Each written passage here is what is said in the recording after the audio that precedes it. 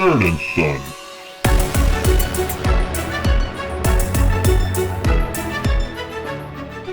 Welcome to the Nerd and Son podcast. I am Nerd. I am Ralph. I am Son. I am Connor. Hey, and we are here to talk about Dungeons and Dragons and related RPGs and just have a good fun time. So, a little bit more funner than last episode because that was kind of a heavy topic, but we warned a little bit on that one too. So, all right. So that'll be good. It would be good. So today we've actually decided to actually talk about bad DMing traits. Yes. So, and the whole time is you cannot pick on me the entire time on this. So, well, I brought a list of bad DM traits, and I know you brought a list, and we're going to talk about it. Mm-hmm. But let me just go ahead and go through my list real quick. All of yours. Oh, thank you. Appreciate it. Yeah, no problem. So you're just intimidated by my awesomeness, which has turned you into a jealous gamer. Oh yeah. Because as a DM, that's the way I see it. We all know what happens when gamers get angry. Ooh, do I not want to see you angry? Start throwing slurs into chat. Alright. Haven't had anybody flip a table yet, so. Not yet. Alright. But no, we wanted to go over a bunch of lists of traits. Stuff I will say that I have done at different times of my dungeon mastering experience. Things I've gotten a lot better at, and that way I can speak to things I've seen, things I like, things I've encountered by playing games and public settings at the D&D Opens at Gen Con and different things like that too. So, and I don't have quite as much experience in the DMing realm, but I think the important thing, the super important thing to remember is that if you make these mistakes, it's not the end of the world. Like everybody makes these mistakes. Right. Things, and it's all about finding that balance. And some of these things. And we'll get into it. Some of these things that are on this list aren't necessarily bad. It's just a different style of playing. Right. Exactly. So, I guess we can just go ahead and start down the list if you're ready. Yep. Okay. Let's do it. First one, we got this under you've actually did an awesome job, and you kind of categorized all of the thoughts that I had on here too. So, great job. Okay, this is under the general category we placed. Hey, that's on camera. Dad said he's proud of me. Okay, well, let me mark off here. That was the one for the year. Okay, I have marked that off on my calendar. Okay, see, I was trying to figure out when. I mean, it being end of October, and I had a short time to find an opportunity, and now I finally found one. Yeah, it was getting a little. Yeah, it was getting a little on the wire. You're getting worried there. If we take it back, and you didn't do one for fiscal year of 23, so there's some things you have to make up for. Okay. Since we're in fiscal year 24 now, so that is something. Oh well. Okay, well, let's get started on the list. Okay, and the first one that will start under a general category is ignoring categories. Yes. Oh, trying to do this and keeping a straight face. That's interesting. Okay, the first one is ignoring player feedback. Mm-hmm. So I put one at the bottom of the list, but I think it's the most important and the very top one. That should, like the most important thing. Communication is key, and that's part of communication is listening. Yes. So if somebody comes to you and says something that they would prefer, take that into consideration. Yeah, you do, because, I mean, you are a game, and yes, you're facilitating the game, but you've taken that responsibility on to facilitate, so it doesn't mean that it's your rules, you go, and you don't really care what they say. You need to understand their feedback because they're telling you the way they feel, the way they are thinking, and that way, when you're listening to them, you're actually making their experience a lot better, which in turn makes your experience as a dungeon master a lot better. So, if not everyone's having. Yeah, okay. Words hard. Word hard today. If not everyone's having fun, then no one's having fun. Exactly. Now, there's different ways to actually do this, and we're going to play devil's advocate on a bunch of these different things too, because sometimes you're going to have players that's going to give you feedback, which is absolutely crazy. That really doesn't go with everybody else at the table, because you're going to have certain individuals that's just going to want everything to be about them, and then they'll give you feedback saying, "Oh, I want this. We need to do this to the thing. You need to do this." You can listen to them, take it into account, but you also have to be fair. So besides just listening to everybody, you have to also be fair with everybody. So it's kind of going to be a give and take. Absolutely, and part of that is saying no when people ask you things like that, and being able to let somebody down gently if they're being unreasonable, and being like, well, no, and here's why, Exactly. And just because is not a reason. And actually, I'm going to give you, because even growing up, I told you I would never go because I said so or just because. Even when you're younger, I'm like, if you ask me why, I'm going to tell you why. So, I don't know. Did you like that, I guess? Absolutely. Okay. Not to I've never asked that question.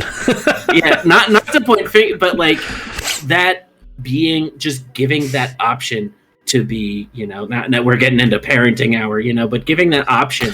Well, you're also almost like parenting your table, and when you're doing everything too. So but like giving me that option to, like, if I wanted to, I could ask, made it so that I trusted you and I didn't ask. Yeah. So not to point fingers at other people. No finger pointing here. No finger pointing here at other parents or anything, but when it's very frustrating and very confusing as a child when somebody says, "Oh, just because I said so," or right. Not to name any specifics, just, because I'm mom and I say so, but no finger pointing here.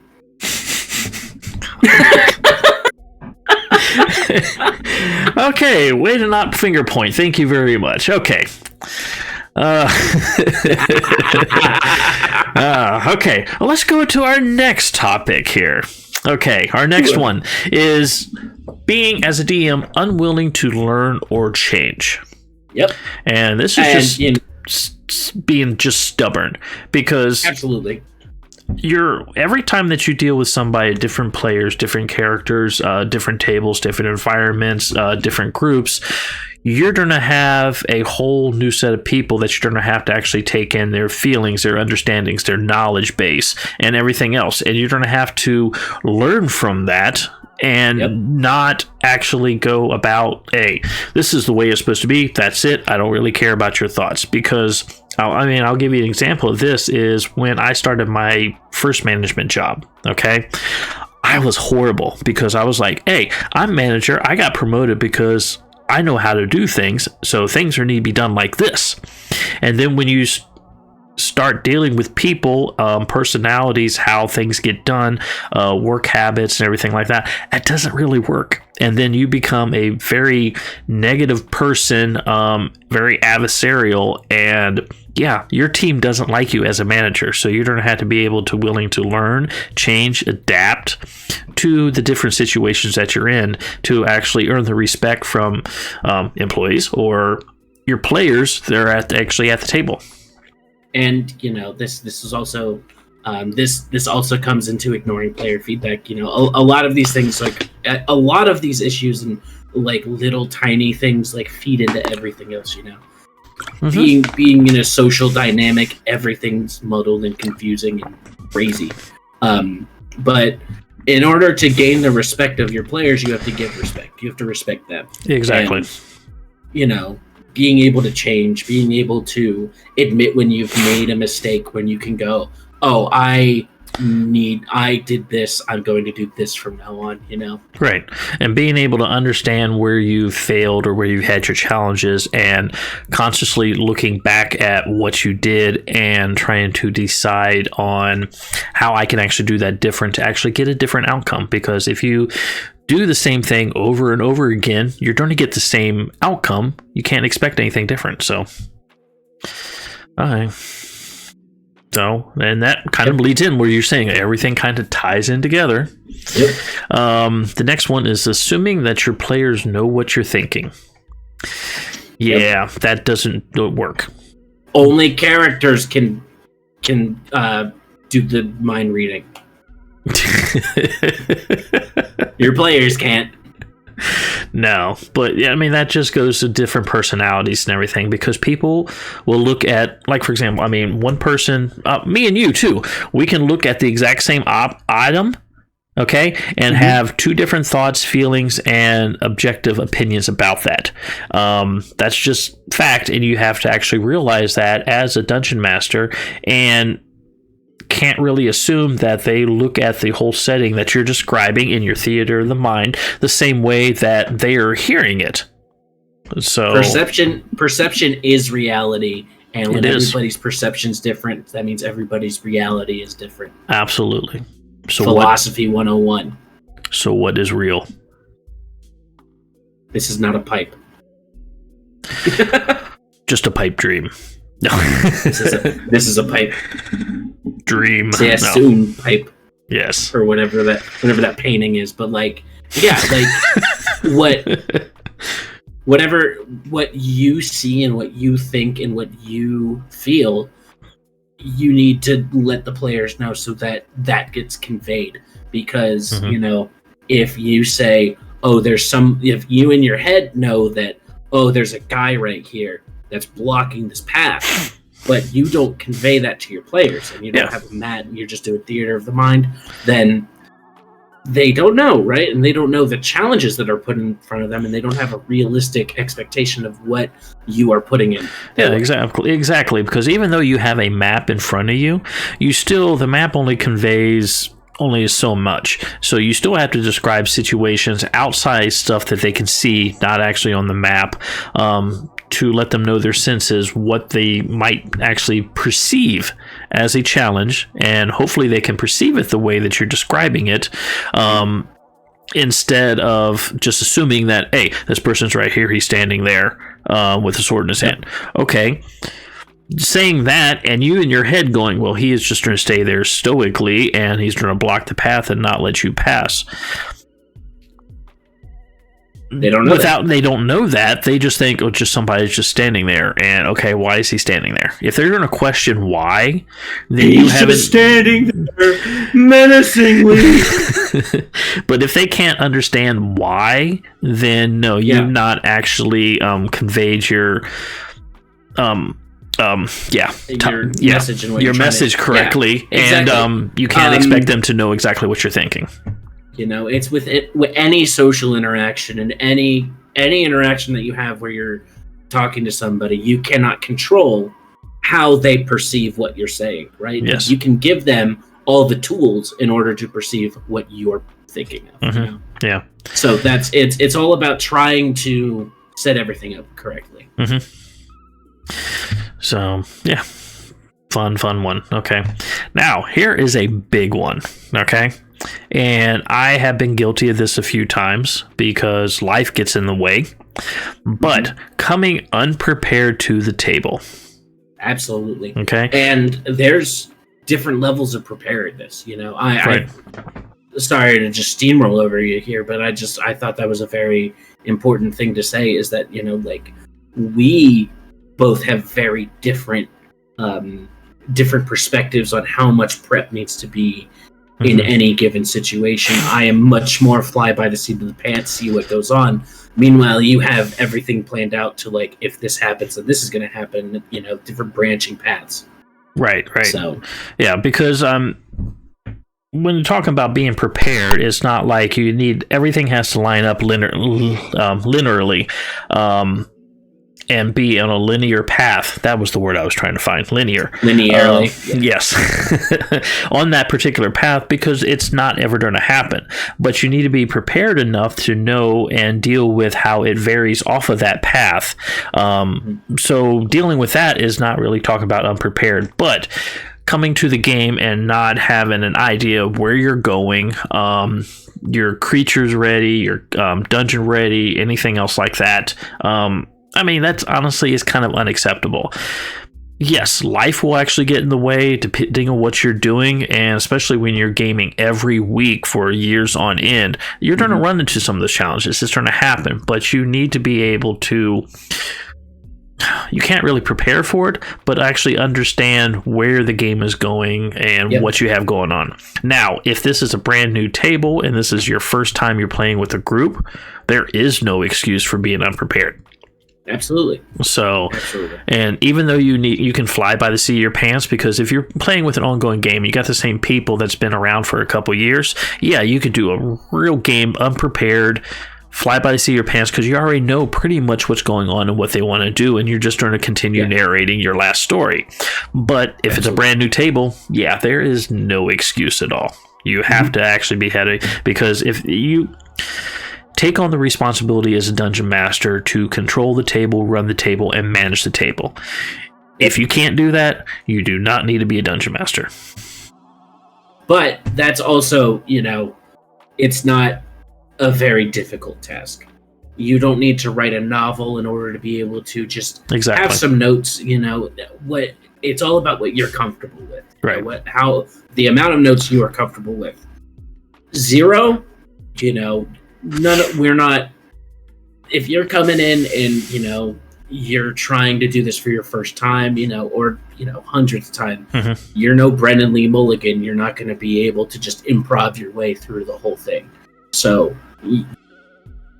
being some kind of prepared is important. Like I have, for a session that we have coming up where I'm DMing, I have an outline of what's going to happen. I don't have stat lines to apply to this yet, but I can just grab those from the book real quick and put them in here. And this is probably a session. Might be more, who knows, depending on how long things are supposed to go. But it's literally 5 bullet points with some extra stuff in there. And that's still considered being prepared, because that gives you an idea of everything you want to do. I mean, on nights that I actually didn't have time to get ready for the game, I get home from work, I'd have roughly an hour before the game starts, and what I'm doing is in my head on the way home, I'm actually going, okay, this is where I think they're going to be going, and I do that just kind of mentally, and then I would get home and then I would just take a sticky tab and I would tab a couple pages in like the monster guide or something like that from what I was kind of thinking, and that way in the game, if it comes up to I'm going to do this, then I could just thumb to it real fast. And that's because normally on a good game and I have a lot of time, I would print out my monster stats and everything, because I'd have that in a pile next to me, that I would already know my directions, my maps already handwritten out the way I want to actually do that, to draw that on the game table. So I would have kind of all that stuff plus a list of bullet points. But if I don't have time, then it's just quick sticky notes, a couple quick bullet points, stuff in my head. Yep. Your campaign is the reason that the Amazon is deforested. Yeah. And I like it that way. Yeah. Fuck those trees. No, it gets splinters. Not fun. But yeah. And isn't that what Shred? So you would side with the Foot Clan because you're against Splinter? He was a rat. A rat-faced rat. Dirty rat. Exactly. Would you eat pizza from a rat? Have you seen Pizza Rat? Do you remember that a couple years ago? Pizza Rat? No. Pizza Rat. It was this little rat that was just in New York that was like carrying like a pizza slice. Oh, really? Yeah. I don't. Wow. Okay. Also, do you know what a rat king is? Have you heard of a rat king? Yes. Where they got all their tails knotted up and everything. Yeah. I like bringing up Rat Kings whenever rats come up. That's awesome. Yeah. This also to continue this the spiral down diversion. Yeah, the spiral down and diversion. Did Jalen ever tell you about the story of the rat when we went to New York? No. Okay, so listeners, me and my sister went to a concert in New York earlier this year, and she had been talking about how she wanted to see a New York rat. And you know, it's a tourist attraction to see a New York rat. Okay, honestly, because like it's such a like crazy thing. Like, you know, you don't see anything like that in Ohio. So like, sure, yeah, absolutely. Like, I'm not gonna lie, I wanted to see one too. Okay, that makes sense. I've been around you enough. That makes sense. We walked outside of the. We were walking back to the parking garage, and lo and behold, there was a like one of those like back of the semi like trailer full of like trash or something. Okay, you know, like one of those big dumpster things. Yeah. And out from under it, this motherfucker just like skidded across the sidewalk, and she screamed.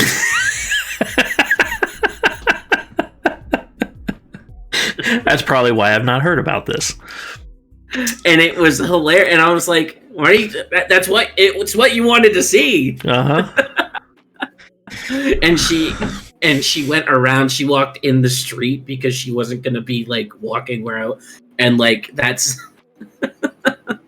That's awesome. I've seen dogs that were smaller than that rat. Oh wow. Okay. So yeah, that was yeah. Pizza rat. Interesting. Pizza rat. Okay. So, but I'm going to bring up our last point here to get us back on track here. Yes. That we have in the journal section that you put in here, and you've mentioned it to it before, is communication is key, and that is absolutely true. So communicate both ways, DM to player, player to DM. So player to player, DM to DM. Talk to yourself.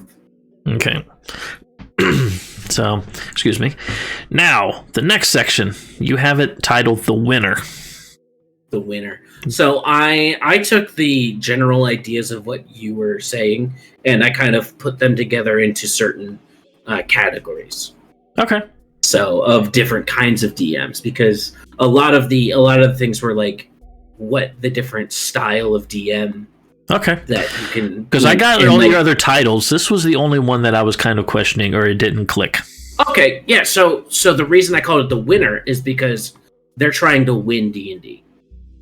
They see it as a game that can be won, right? Okay. As a DM, it is you know, and the number one bullet point under this, DM versus player mentality. It's DM versus player, and the DM's trying to win. I completely understand this category, and I am in complete agreement with you. So, and that is a problem. You have the DM versus the player, because you don't like what the players are doing, so you're going to hold that against them. The players don't like the way a DM's doing it, so they're going to derail the game, and it just becomes a bad situation. So Absolutely. It's a mess. It is. So, two things. Communication again, and then just don't go into it with an attitude, and don't all of a sudden, if your plan for the night gets derailed because players have choice, and most likely you don't have to come to the understanding that your game will be derailed or go down a different path. Absolutely. You cannot hold that against the players. If you're going to give the players the ability to make choices, make decisions, you're going to have to actually be happy with the decisions they make and just modify the game around it. Don't blame them because you spent 3 hours doing prep and now you just freaking throw it out the door, because that's happened to me a ton of times. And you just can't take it personally because you didn't expect this to happen. So, yeah. And then if you got a bad DM, and I will say this because when I've done a D&D Open, and I've mentioned this before, the Dungeon Master, I don't think they like the other players that we had in the group because we were all new. It was just bad all the way around. At that point, I really didn't actually want to play the game, and I kind of just wanted to do stupid stuff. In the end, this is where, because there had other players there, but in my head, I was like, no, this is bullshit. You know what? Absolutely. And this is where the classic age old, from back in your time of playing, rocks fall, you die. Yeah. Mm-hmm. And so it's this whole nobody's having fun. Yeah. It's not a matter of one person's not having fun, so nobody's having fun. Mm-hmm. It is a nobody's having fun, so nobody's having fun. Right, which leads into our second bullet point that we have here, being adversarial. And that's true because you start when you get that feeling like this DM doesn't care about the game. Well, why should I actually care about the game? And you get the same thing. This player doesn't care about the game, so why should I actually run a decent game for him? And you got that adversarial back and forth. So that's just as bad. Back to what we said earlier about respect, right? Everybody has to give respect. Yes. It's, you have to give respect to receive respect. Exactly. So next bullet point here, and I know we kind of have a little bit of a difference in other conversations we had, but kill all the players. Okay? That is a DM going, hey, my monsters beat these players. Not the characters, the players. Right. Yeah. Actual manslaughter. This is not an RPG podcast. This is a true crime podcast. Wow. Okay, let's change the wording here. Kill all the characters, because it's written here. Kill all the players. Well, thank you very much. Now we're going to be on a watch list now for our conversation. But kill all the characters. Did I write players, or did you change that just to mess with me? No, you wrote players. I don't know what you mean. Awesome. Knowing what I mean and actually saying it is two completely different topics right now. But kill all the characters. So as killing all the players is quite adversarial. Okay, so here we're going to get into probably a disagreement, but no, I do not believe as a DM you should kill off all the characters. Okay? That just kind of ruins the whole game session where you have to zero everything out and go over. Okay? As a DM, okay, and this is kind of my style, and I tell everything up front from the communication is, I'm going to let you make whatever decisions you want to, but you have to also be player smart as a character, and you can use player knowledge at this point. If you are second, third level character and all of a sudden a gargantuan red dragon lands in a field 200 feet away from you, you're not going to take out your swords and try to attack it. Okay? Absolutely not. You need to do something else. Yep. But if you're going to make a game decision going, the Dungeon Master's just doing this for fun, let's go ahead and attack it, then that, to me, is a bad decision. But if you let the players know that there might be challenges that maybe if they are smart enough run from, that was maybe kind of the point in that particular thing, because you can't just water everything down for the players to constantly win. There had to be some kind of challenge for them. Okay? I do not advocate killing all the characters. Keep in mind, you want all your players to win at the end of the day. Yes. But you want to make it difficult. A little. I do. That's I like you as in the players. That's what I'm saying. Or as in the listeners. The listeners, you want your players to win. Right.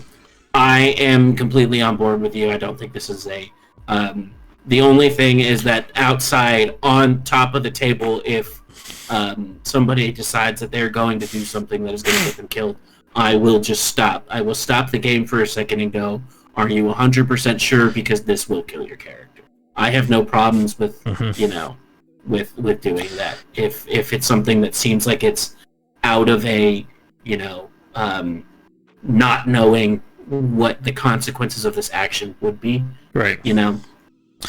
Yeah, I mean, that's the thing, because there's some things that I kind of want to have happen in my games, and I'll just give a random example here, is for some reason for the story narrative to move forward, I need to have this giant dragon swoop down and raise the town, okay?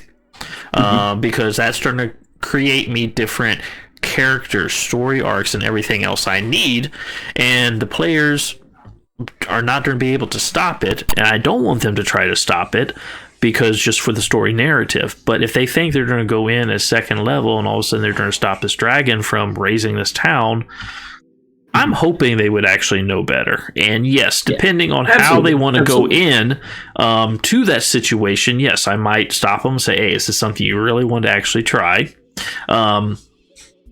But yeah, if they're going to go with that, then me as a DM, I have no problem wiping the party. Okay? And I think as a player, if you know your DM has kind of no problem, there's always a problem wiping the party. Don't think I'm just uncaring. But if you know your DM will actually set up challenges that you might not be able to overcome, and he is willing to kill a player if that player goes beyond its ability to try to play. Absolutely. I meant doing things heroically is one thing. Doing things stupidly is something completely different, because I do want the characters and everything to succeed in everything they're doing, because once again, you want everybody happy at the table. Yep. But if you have a bad situation, like somebody's trying to jump a gorge and yeah, they're not going to make a 300-foot jump. That's just not how it's going to happen. Gonna do the Indiana Jones whip. Yeah. Mm-hmm. Yeah. But yeah, that's kind of the thing. But if your players and everything know that up front, I think that's a lot helpful. Now, if the table is a first-time table, no. You're going to make it to... They have no idea. They have no idea at that particular point, and the expectation's not set up, the environment's not proper for the DM, and no, you should not even cross that barrier. But if you do that as your first game session with new people, and you kill off somebody like that, no, you're already ruining the game. They're not going to want to come back. Exactly. And that's just a bunch of you're just ruining a good session then. Absolutely. Okay. Yeah. Okay, so move on. Yep. Now the other thing is too, and this is something here too, is a DM that sticks to the rules all the time. The rules lawyer. Yes. So there is a good time for rules lawyers. There is not a good time for rules lawyers. And yeah, I actually like doing that, because you're going to have, and I'm going to be talking as a DM, you're going to have players every once in a while that's going to try to rule lawyer you. Okay? Yep. So if you do that, then as a DM, you don't want to actually tell them no. Okay, because we are playing a game. They're going to be doing the rules and everything like that too. But you still want to actually, I don't know, it's a very hard balance to say on this too, because you want to kind of make the players and the table and everything happy, because they're not agreeing with what you're doing and they want to actually do a rule on you. Okay, I think as a DM, you should let them do that to a certain extent. Okay, like if they're trying to do something, yes. Have you heard of the phrase "the rule of cool"? Yes. Okay, all right. I didn't know if this was from before or after your time. Oh, great! Yes. We had rules like that back in the Stone Age. Yes.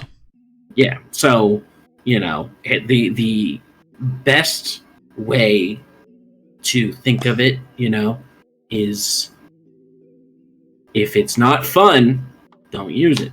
Get it out of there. Right. So, I think as a DM, using rules 100% of the time and stuff like that is not good. If a player wants to use a rule against the DM, I think for the most part that should slide, as long as you don't have a player that is constantly doing it 100%. Yeah. Okay, I'm trying to simplify everything I'm saying. We can talk about that when we have an episode complaining about players. Yeah, so because it's not really players, because this can go both ways between players and DMs. But yes, as a DM, and we're stick to that conversation. No, a DM should not actually stick to the rules 100%, because you have to make the game. And honestly, too, the game is a fantasy game. Magic's not real. What? Yeah, I know. Magic's not real. dragons and all this kind of stuff not real. So yes, bend a few rules. Oh, so, all right, move on. Okay, Moving yes. on? Hi guys, if you want to take a break from role playing and watch someone burn their face off while eating hot peppers, head on over to YouTube at 13 Peppers and like and subscribe. And if you want to grow these peppers yourself, you can actually purchase these seeds at 13peppersbyralph.com. With that, have a good day. All right, we are back. So, yay. Okay, so Yep. Go ahead. I would like to take the lead on this one because this is my DMing sin. Okay. This has been my previously I have made this mistake many times, and that led to one of the worst sessions I've ever had. Actually, take that back, several of the worst sessions I've ever had. And it was all my fault for not saying no. Right? Oh, hey, look at that. What's the first bullet point? Never saying no. Yeah, well, this section is called the pushover, so yeah. Yep. Okay. Absolutely. This is the DM that is just not going to say no, that is just going to just bend over backwards at every player request and everything that the players say, no matter how unreasonable, no matter how crazy or, however uncomfortable it makes the DM. This comes with, the social pressure of not wanting to make people upset, Okay. So, never saying no is going to cause you to lose control of the room, right? As the arbiter of the game, you are ultimately in control of the game. Absolutely, and how things happen. And you are the judge, jury, and or executioner. Right.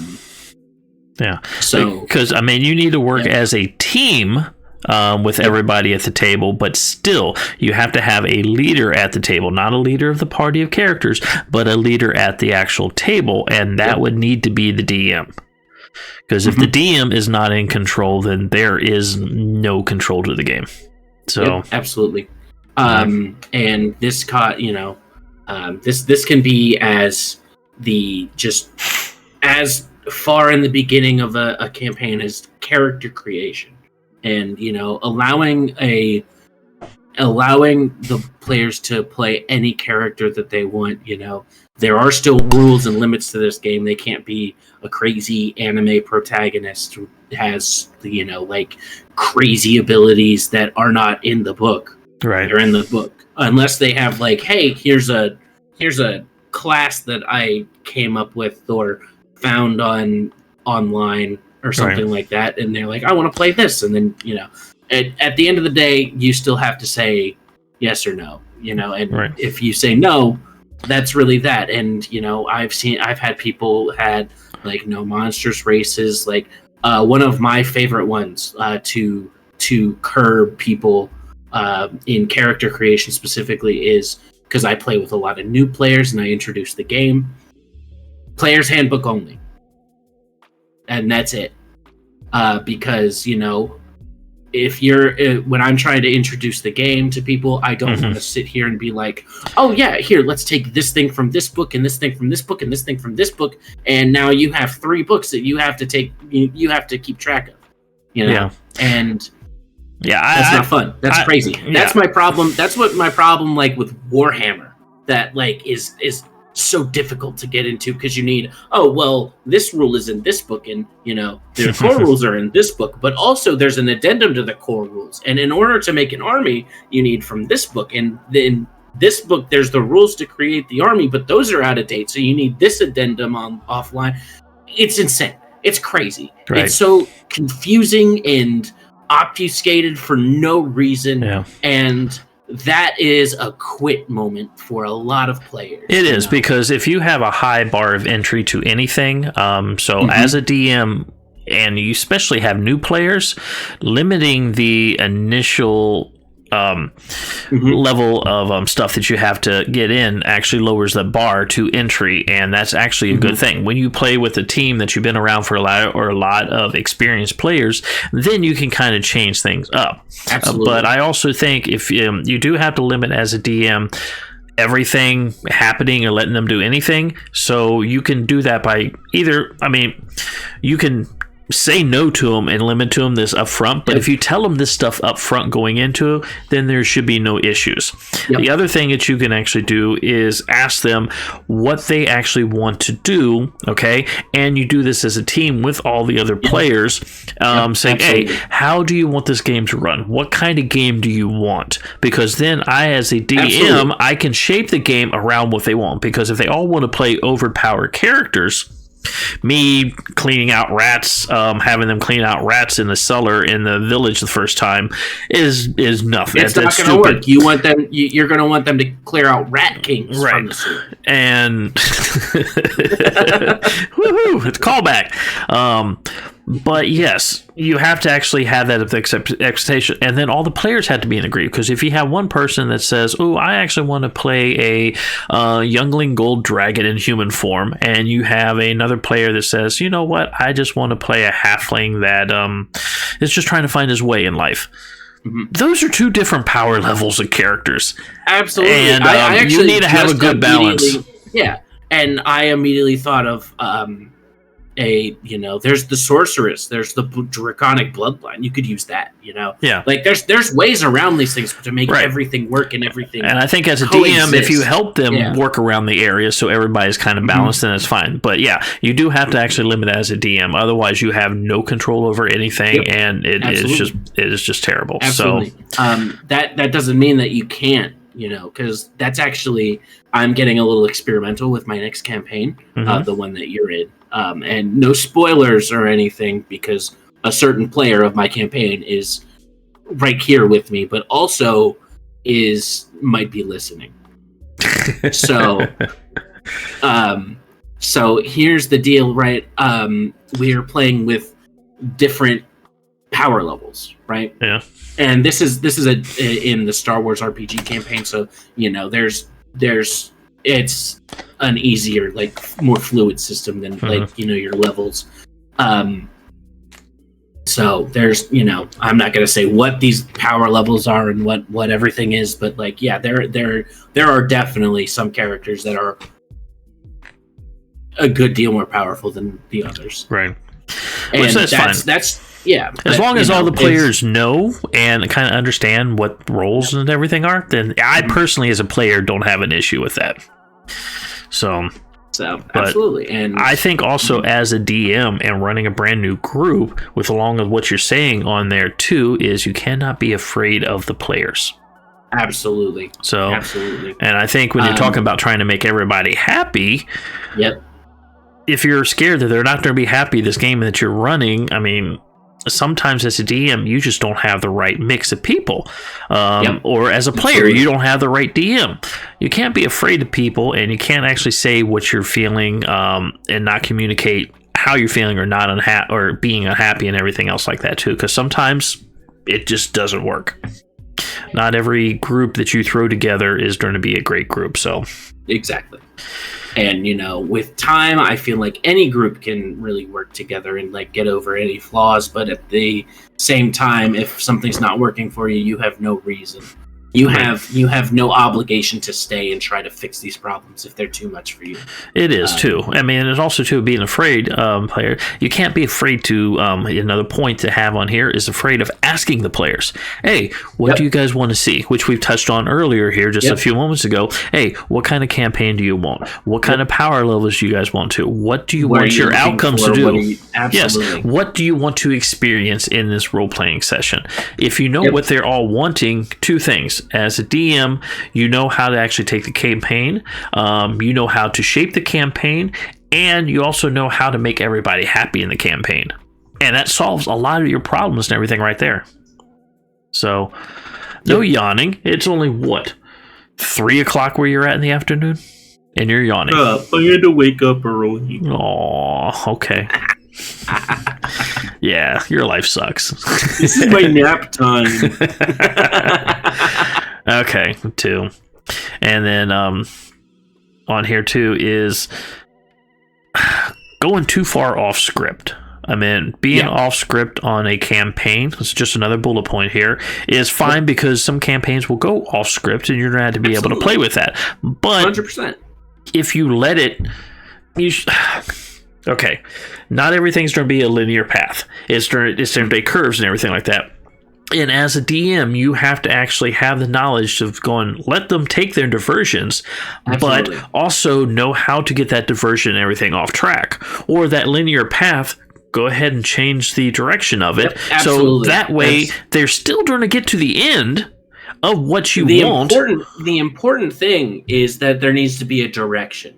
If everybody's going off in different directions doing things and nothing is direct and everything's directionless, that's where you get the problem, because this is a narrative game, and a narrative necessitates a plot and a goal, a direction that the characters are going in. And if you can't think outside the box and also take a look at what the players want to do, add story elements in to actually put them back on track without having to railroad them, which that's another topic here in just a moment, then that is a good sign of a good DM. If you can't do that and you're just letting everything off track, then that's just bad, once again, table management, and that's a bad DM trait. Yep. So, and actually that can actually get us into the next section that we were wanting to talk about. See, hey, look how we're actually transitioning. We're doing segues better than the guy who invented segues. I know. But this next section you got titled as a novelist, and very much. And first of all, to the point we were just talking about, first bullet point on this was railroading. Absolutely. Yes. Railroading could be an episode in itself where we talk about it for an hour. Right. And a point that I wanted to make before we get into the negatives of railroading can be a good thing, right? Keeping people on track. Keeping people working towards a common goal. And there's another thing where, there's a common pushback with railroading and taking away player agency, but at the same time, this is part of the respect thing, right? If somebody has brought in and if somebody has DM'd for you and they have prepared this over here, and you decide that you're going to go over here, just because you want to as a player, and this is not, your character isn't deciding to go do this because it's important to them,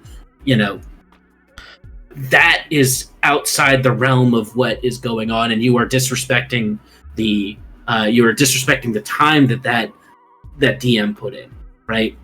So it's like with anything on this list, and like with most things on this list, there's a balance that needs to be had, and in moderation, everything's okay. It is. I will add just one thing on there from a DM and everything like that, is because when I first started doing things, I ended up doing railroading, and the players knew it, okay? Yeah. But railroading as a DM is not a bad thing if your players do not know they're being railroaded. And you have to have the talent as a dungeon master to be able to shape that story, let them take their diversion, okay, and be able to shape that diversion so they get back on track and everything they do. I mean, that's the same thing we were talking about being off script.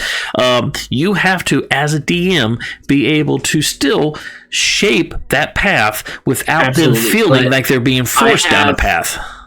I have a counter argument to that, where one of my games that I was in, that I was a player in, right? The DM had the story all figured out. We knew what it was, A to B to C to D, right? We knew this. We knew that was the plan, and we were on board with that. We didn't mess around that much. We didn't we messed around, but we really went from set piece to set piece to set piece as he had designed it and he had done it. We were being railroaded, but because he was putting this effort in, we signed up for that. We knew what we were signing up for. We checked into that and, went along with what he wanted, because that is, he said, and he had told us, he was like, I'm not very good with this. This is why I have all of this set up. And so that's the communication thing. Hey, once look again, at that. Back to communication is key. Yes. And so we all knew what we were signing up for. We were signing up for a railroaded campaign where we were moving from just piece to piece to piece to piece. And that ended up being one of my favorite characters I ever played, where I made, the table cry because I had sacrificed myself. It was a great time, and it was a great campaign. Mm-hmm. And it was one of the only campaigns that has lasted. That is the longest campaign I've ever been in. So, there's something to be said about that, where there was communication and there was respect on all ends, Great. And see that's fine. I mean, that's perfect. So, I mean, that's everybody's happy at the table. So that kind of works. So it's just, yeah. But again, we could talk about railroading for the whole thing. What we're talking about is a bad DM. Yes. And a bad DM utilizing railroading as a tool in their toolbox to keep the track that they're trying to lead everybody on. Like, for example, having a quest where you have to take a person specifically from A to B and protect them along the way. That is a horrible railroad, because they don't have a choice in the matter. And if you and I don't know how the DM did this in D&D, but I don't know how they did this, but you have this quest and the NPC moves way slower than you do, and it's just you constantly have to just yeah. I mean, as a DM, if that's something I don't know how they did that on the tabletop. Yeah, it's horrible when they whine and cry and throw fits. NPCs. Using NPCs to railroad is horrible. So you can give them for ideas, but if the idea comes from the player and not the DM, even though the DM gave him the kind of information. And here you go. Here's a management secret, okay? You have an irate customer and everything like that. They're going to tell you what they want, and they want a decision in whatever the process is that you want to give them, okay? So as a manager, and this has worked I don't know how many different times, if I give that upset person a choice, even both choices or all three choices favor me, that upset customer is actually happy because they got a choice and they feel like they actually got something over on me. Even though all the choices and everything benefit me, the customer actually felt empowered. That's a nice secret, everything you have to learn. You do the exact same thing with your characters, so it's not really railroading, but if you give them the choice and then they make the decision to do this, then that is great, but you want to give them the power of choice, and that's what, as a management, I actually call that the illusion of choice. You want to give them the track to lay themselves. Exactly. Then it goes fine and everything like that. So, yeah. So I wanted to generally, because we're talking about railroading, and we're still on railroading and all this, but the thing about the novelist, right? The general gist, specifically for this type of bad DM, is they have a preset story. Yeah. You are just a no-faced character in their story that they are playing. This is where you're going to get, we didn't put this in here, but this is where you get the DM PC, right? Where you have NPCs that act more like characters than the actual characters do. And they're playing out this drama, and it's as if you are the camera crew looking at this. Exactly. TV and the players show. are just sidelined, and they're just observers. Absolutely. They're not actually the main focus. They're just the observers. Absolutely. So, yeah. All right. And that talks about, taking away their agency and everything else like that, too. That's just terrible. Also, too, we're talking about railroading. You have that novelist, because their players are getting off track, is then turning around as a bad DM and punishing your players, since the bullet point you have here, for thinking out of the box. Okay? You can't do that, because you got this set story as a DM, and you want this to run a certain way, and the player wants to try something completely different to try to have a solution for what you're railroading. And at that particular point, you punish them for thinking the way you didn't think about it, and that is completely wrong. Let the players have their agency, let them think about what they want to do, and don't force them into a single decision.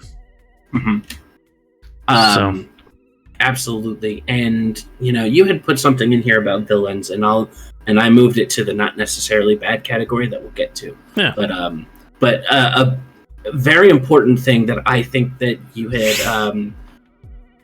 had struck the nerve there is villains with like a weak connection to the players. Yes. It is everything. The story is about the players, the player characters. You need to have that connection to keep those characters there and invested in whatever plot is going on.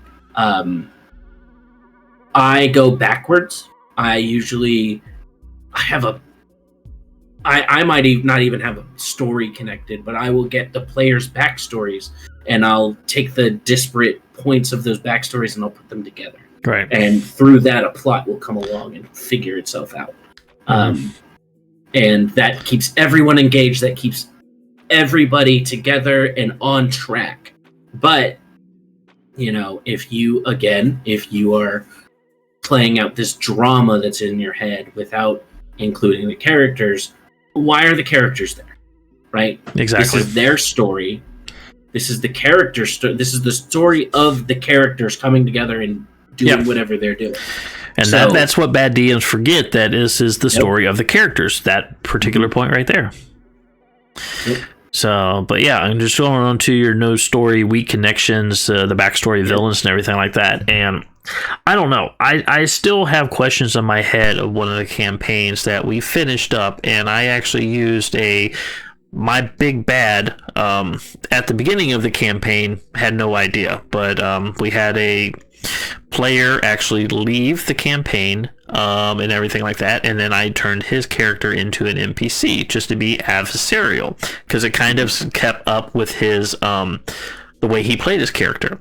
And to me, in my head, I wasn't making the right connections to beat him to ultimately be promoted up to the very big bad, okay, at the top. I think that's something you want to be conscious of. The players and everything like that got the little hints that I put in there. I just didn't think as a DM that I was giving enough hints, and the final reveal to me, I didn't think was spectacular. They kind of knew what was happening because I've been putting these hints, they've been taking it along, and they actually enjoyed it. So just feeling how your connections and everything are, make sure everything's connected, because even your players, trust your players on being smarter than what you think they are, and they will pick up on different connections, different plots that you put in there and stuff like that.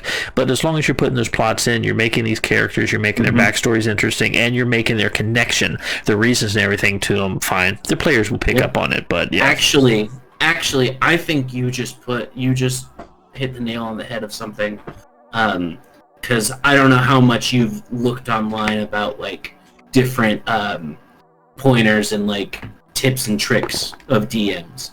A lot of it is very adversarial, of like, not just like, be against your players, but your players are stupid and they need to be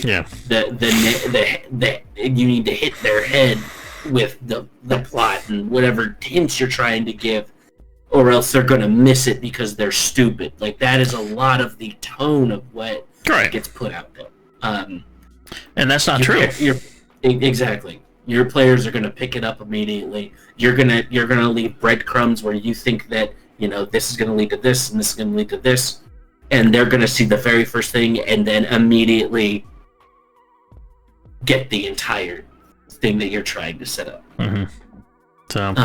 So absolutely, players are smarter than you think they are. They absolutely are, because it's the same thing. That being said, if you put a riddle in there that's a little too confusing, riddles will catch anybody. Yeah.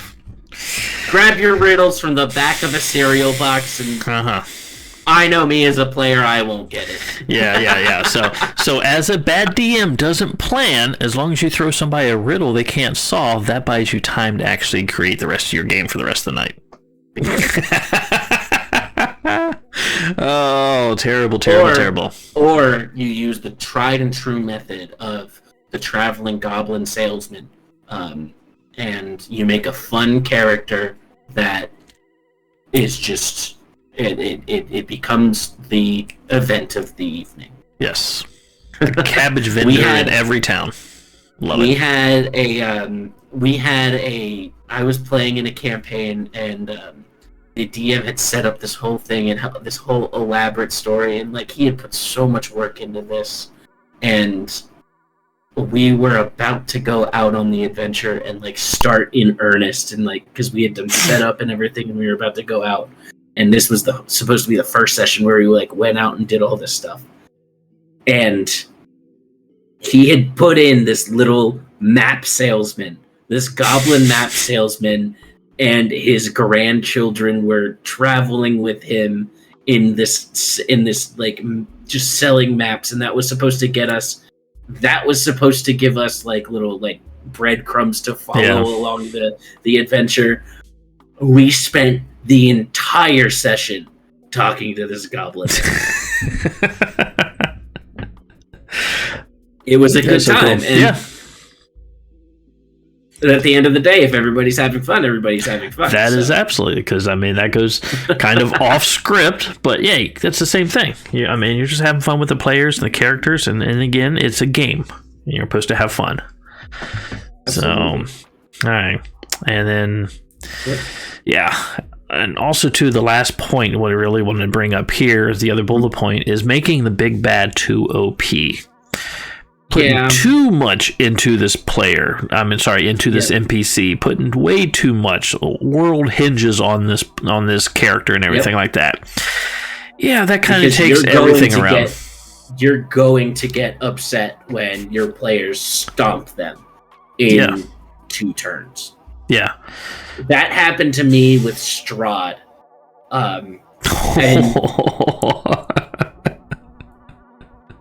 That was one of the problems where I didn't say no to this group. Yeah. And so we had a bunch of people who all wanted to play, and they all had different schedules and they all had different times.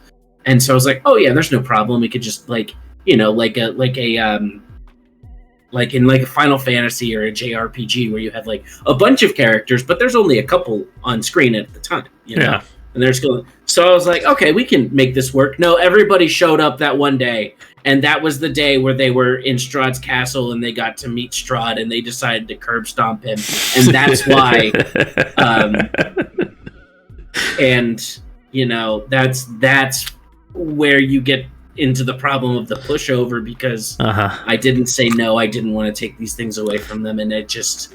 You know, it spirals out of control, and it's a problem. It does, because I've had a similar issue where I've created a boss character. He's there at a meeting point, and all of a sudden I'm playing here, and first roll 20. I'm like, yep. Fuck. Yep. And it's supposed to be this big, long, elaborate battle, multiple stages, everything like that, and it's just done. It's just I hit him with the toothpick in his most vital area, and he's dead. Yep. And I'm like, I did the wushu finger on him. And it's very hard as a DM, because to not hold that against the characters for. Yep. Doing that much ruining, because you understand the ruining stuff like that, but it's at the end of the day, that's your fault, you know, not because of the dice rolling or anything, but because you had everything hinging on that character, and you didn't have the backup plan like you always should. You should always have something ready to bounce back. I mean, I don't remember exactly. Probably there was some kind of backup plan, but I do remember, because this is stuck with me, is I had this idea in my head, being the novelist, that this is how this is going to play out. It's going to be multi-stage, everything like that. And then that first hit, the 20, and it's down, gone. And it's just like, as a DM, that deflates the hell out of you.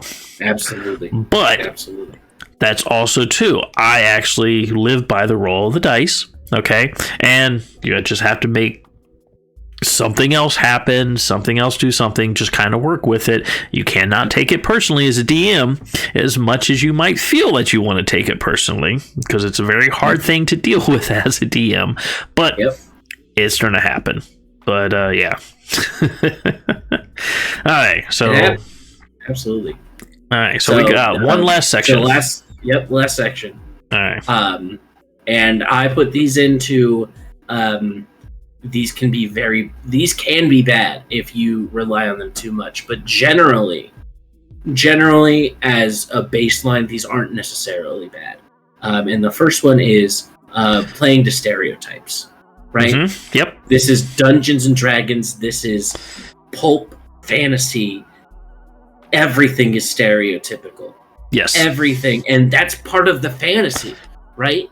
If somebody wants to be the warrior hero who's going to save the day, that's stereotypical. Let that happen.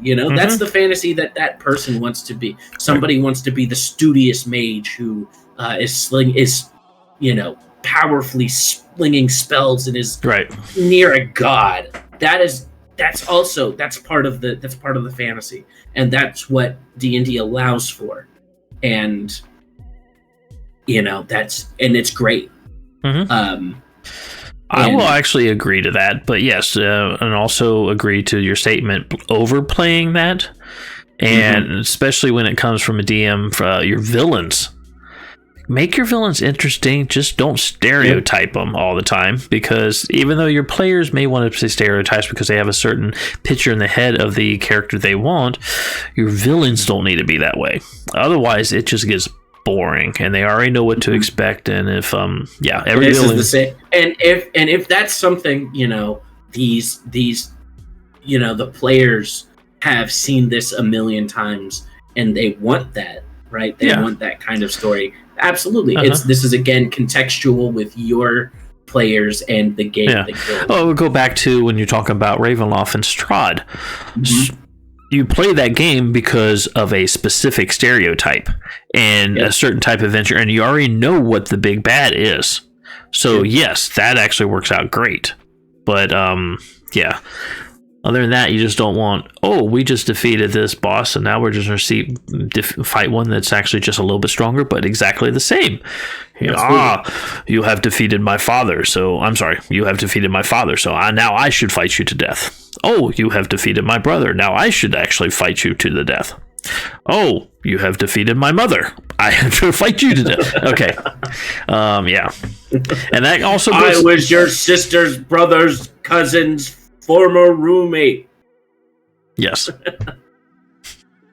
This one. So I must fight you to the death. Yes, exactly. Which actually comes across the thing, because if you just have rolling like that, you have a very linear, boring setup, and that leads into the next section that we have called about boring linear dungeons. Okay.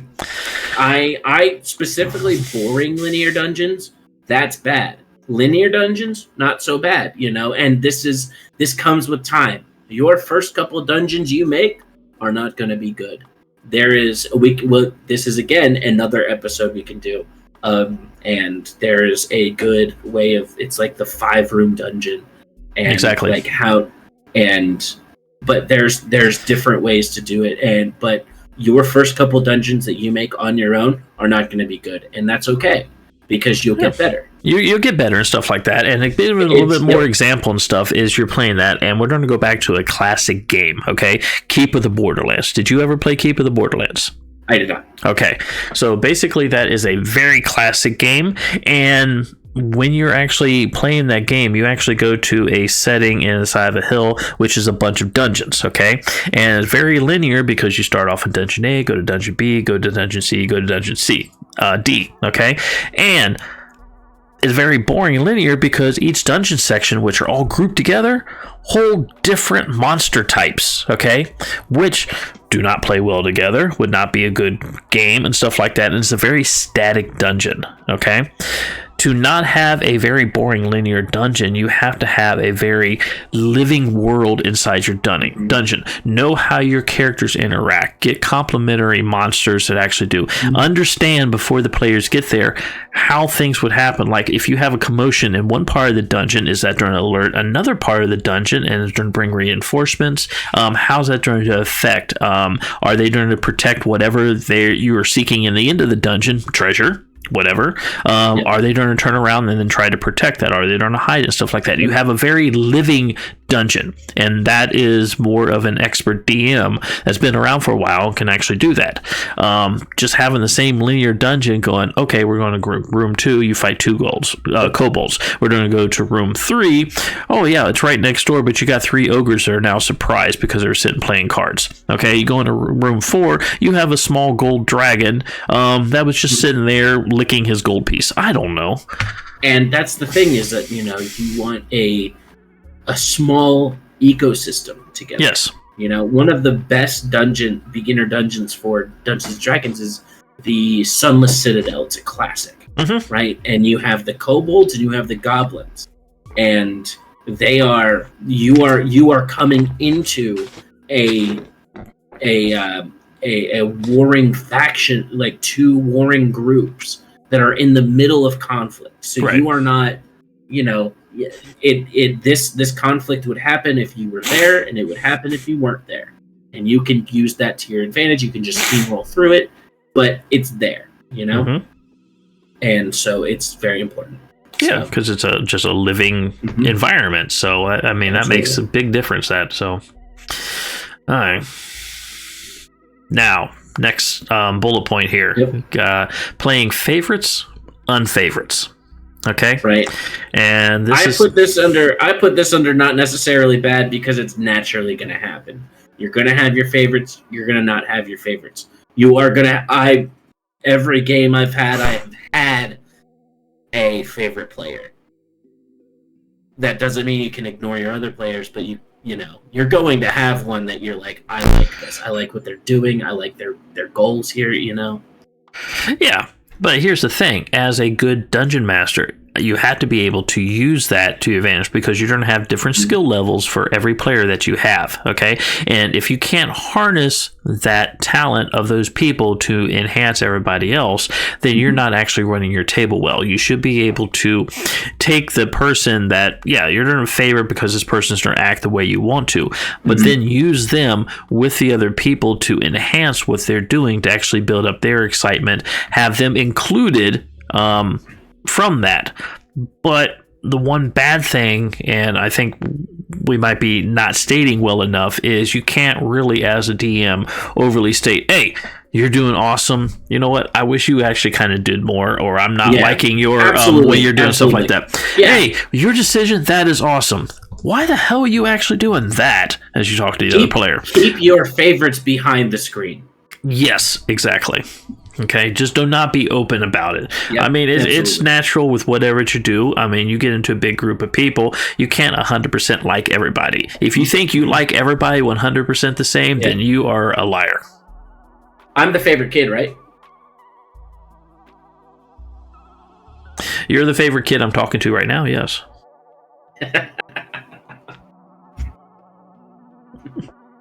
There's always favorites. There's always 2, because there's everything like that too. Yeah, there's some stuff that you do very well. There's stuff that Owen does very, very well. So yeah. All right. And I guess the last point, our final point we got on here, is making villains too bland or boring. So cookie cutter. Right. Yeah. And the other thing is, maybe your villain isn't really the impetus for the plot and what's going on, Maybe they're secondary, so they don't need that much. That's why I put this under this section, and I actually took this from the from one of the other bullet points, because it's okay. It's okay if your villain is boring, if they are just a slab of meat for the characters to hit at the end, Right. Yeah, I mean, I don't know. Once again, I'm going to go back to the campaign where I didn't think I was playing enough breadcrumbs for them to pick up for the villain, everything like that. At the end of the campaign, the big bad, I was trying to play him as defeated. Okay? And I think and this is just my point. I mean, the players love the game. Okay? I'm just talking about my own personal opinion, just knowing how I like characters. I came across because all his plans were defeated, all his ideas were shot down, they defeated everything like that, they were facing him for the final battle, and he kind of wanted just to give up. He's like, what's to continue? Everything I've tried to do, you guys have destroyed. You guys wouldn't let me continue this. You wouldn't let me do that. You guys did all this stuff. So why? What's the point in fighting you guys now? Because you're just going to kill me off. And I was kind of playing that defeated thing. And then when I'm looking back at how I did it, I feel that I came across as a very boring challenge at that particular point, because it really wasn't a challenge, because he was really wanting to give up. I mean, he would have fought them, but he was more giving up because there was nothing else that he sees that he can actually do. And I think that came across boring. The players didn't think it was, but in my head, that wasn't the way I wanted to do it at all. So, and you've touched on something, you are going to see, because of your perspective on the game, you are going to see things very differently from your players. Yes, you are. You have a top-down perspective, they have a bottom-up perspective, and they don't have all the information. They never will have all the information. So, but So, but also too, if you're just going to make your creatures cookie cutter, that's just no good. I mean, even if you're doing like low-level creatures and stuff like that, like kobolds, okay? Low-level creature, not a problem or anything like that. Give some of them like a personality. You're going to have a kobold chieftain. You're going to have a kobold engineer. You're going to have stuff like that. Give them little personalities. Don't make them just, okay, we're just going to go through and walk through a bunch of kobolds, kill them off. Nothing other than a video game enemy is going to fight someone to the death. Yeah. It is natural for, if something is too high of odds or is a clear defeat, they might not even play. They might not even fight at all. Right. Or they're going to run, or they're going to try to go back and regroup. Absolutely. Or you might have a commander yelling at them from behind the lines. Make it a little bit more interesting. Make it more stuff like that. Don't make it just, you got two kobolds that run up to you that are going to attack you, and you hack them down. Oh, two more kobolds run up there. And it doesn't matter that they saw their other two kobold brothers being hacked down. They're going to go and do the same thing. I said this before, and I'll say it again. This could be an entire episode in itself. So, which it might be. Who knows? Here we go. So, okay. You might know in the future if you're listening back to this. Yes. After we've done, 5 years of this. No. So, all right. Do we got anything else we want to touch on the subject? I need to find out. If they responded to me. Okay. So while you do that, okay, one thing that I was kind of talking to you. No response. No response. Okay. No response. We don't know what marshmallow you use for a crocodile attack. These important things. This is the world may never know. Okay. I proposed something to you for our next session, okay? And my decision and stuff like, okay, let's go to something different. Instead of just talking about a subject, let's put some of our DMing to a test of how we would actually do a scenario. So I sent you a message saying, hey, I want you to come up with 3 creatures from the basic monster manual, okay? Don't tell me what they are. Okay, and then I'm going to come up with 3 creatures for you. Now, here is the point that I want to do for next game session. Is the 3 creatures that we present to each other, I think we should go and make actually scenarios, okay, for those creatures. Spend a little bit on each one and create an interesting scenario for the creature, NPC, how things would interact with that, as we were actually trying to do like a small, just a little quick one-shot thing, okay? And I think this would put our DMing ideas to the test, let other people, the listeners, actually know real time how we kind of do different things, and then get ideas and feedback from each other on how we might make it a little bit different, okay, too. And then also, too, at the end of that, especially when we get listeners or whatever, they can actually give us feedback. I think this would be a great opportunity, or actually hear what their ideas are with the creatures or something like that. So, okay. So I think that would be a great idea for our next idea. So, okay. So do you want to know your creatures first, or do you want to tell me? I'll tell you your creatures. We can see if there's any overlap, because, you didn't give me much to go on here. Nope, You just not said, at all. "Hey, give me have 3 creatures." And I wanted it to be random. Creatures. I wanted it to be random. And so I picked, and I was like, "Oh, 3 D&D creatures. Let's go with the quintessential. What D&D? You cannot have D&D without these 3, right? So your first one is a red dragon." How did I know you were going to do that? Okay, gotcha. All right. Number 2 is a beholder. Okay. Now, I have given you 2 quintessential D&D villain, D&D monsters. Can you, out of the rest of the list of quintessential what D&D means and what you need for D&D, can you guess what the final one is? Goblin. No. Red dragon, beholder. Oh my god, there's so many of them and stuff like that. Are you going with... You're not going to do what they did in the movie, so... Am I? Oh, really? I'm going with a mimic. Yeah. Okay. I wasn't thinking mimic, but yes. Okay.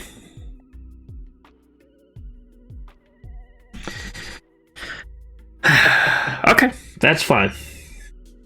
I could do something with a mimic. Okay. I gotta think outside the box with a mimic. Yep. Okay. I'm sorry. That was the wrong cartoon. You're such a pecker. Okay. All right. I was actually a little bit nicer because I just wanted to do something like that. Okay. All right. To be fair, you knew what the challenge was to begin with. I did. So I didn't want to throw things at you, but I feel I'm going to be cocky here and say I'm talented enough to pull this off. Oh yeah, absolutely. Okay. I mean, I'm pretty sure you've done these before. You've done all these. I don't think I've ever used a mimic. Oh, interesting. So, okay. But yeah, I've never used a dragon, so. No. Well, here to go. First one for you. Plain and simple. A goblin. Goblin. Okay? Lots of possibilities with that one. Okay? Mm-hmm. Second one, a little bit different. A dire tiger. Dire tiger. Okay? And the third one, I wanted to do something a little bit more interesting. More interesting than a dire tiger? Yes. A satyr. Satyr. Satyr ain't so. But I do. Oh. Okay, all right. Okay.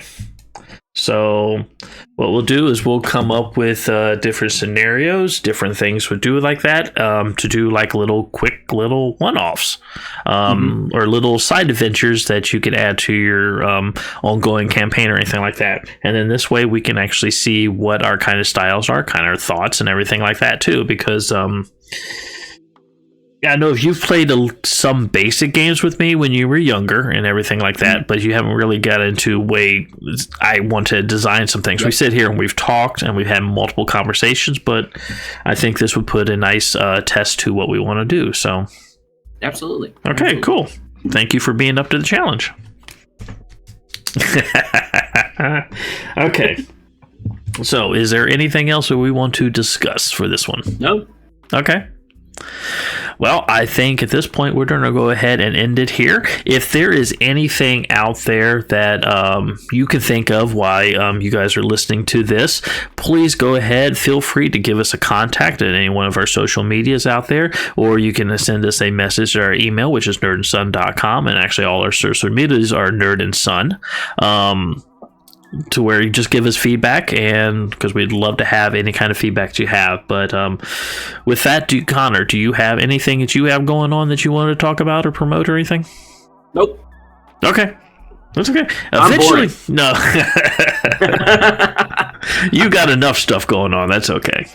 But all right, I'll go ahead, and I have another channel and another side business, which is called 13 Peppers by Ralph, and I am about ready to launch and turn off all my seeds. So I have tons and tons of different pepper pods that I am selling seeds to, and that will be available for sale here shortly. But the main thing is you can go to my YouTube channel, 13 Peppers. You can see what I've been doing for the last 2 years, where I've been tasting super, super hot peppers. So yeah, that's going to be something that you can do. But so that's some self-promoting for myself. But with that, I think that is going to be it. I am Nerd. I am Ralph. I am Son. I am Connor. All right. And we want to say thank you very much. You guys have a wonderful, wonderful day. Goodbye. Goodbye. Good friends. Goodbye. Farewell. So long. It's nice to see you. Whatever. I can't remember the rest of the song. It's Alvina say adieu. Okay. Adieu. Adieu to you and you and you. Okay. Get it right!